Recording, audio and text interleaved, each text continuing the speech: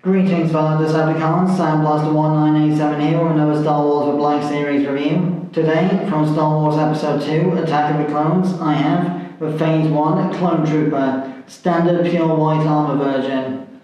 This is the design that the vast majority of the Clone Troopers had at the start of the Clone Wars before they got separated into batches of specifically coloured markings and such like designated to different Jedi, so blue for the 501st, and orange for Commander Cody's group, grey for the Wolf Pack, etc. So, as with all Clone Trooper type figures from the more recent Hasbro lines, the helmet is removable. Whoops, don't want to lose that. And as you can see, the likeness of Temuera Morrison awaits underneath because it is a, Attack of the Clones figure and therefore would be more accurate to the Jango Fett face sculpt. Obviously minus the scarring that Jango had from his various bounty hunter mishaps. Now, this figure is another one that is not actually mine, but has been borrowed for the sake of review from a friend of mine, so thanks again for lending me this figure. I can't name names for security reasons, but if you're watching the review, you know who you are, and thanks again for lending me this figure. So, without further ado, articulation. With this being a standard Star Wars The Black Series figure by Hasbro, the head is on a ball joint with numerous amounts of range of motion, including a secondary joint at the base of the neck for additional expressive movement and such.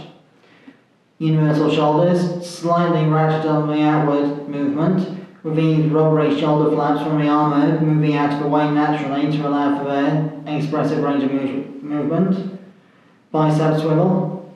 A faux ratchet double elbow or single elbow, but slightly interfered with by the wraparound piece from the elbow part of the armour here. Universal wrists, which can also flex inward. A ab crunch torso twist type of joint as well. Universal hips, but are slightly hampered by the waist plate of the armour, obviously. Thigh swivel.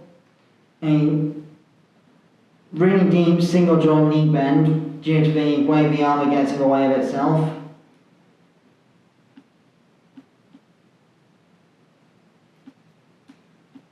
In fact, I think the knees might be double jointed, my mistake.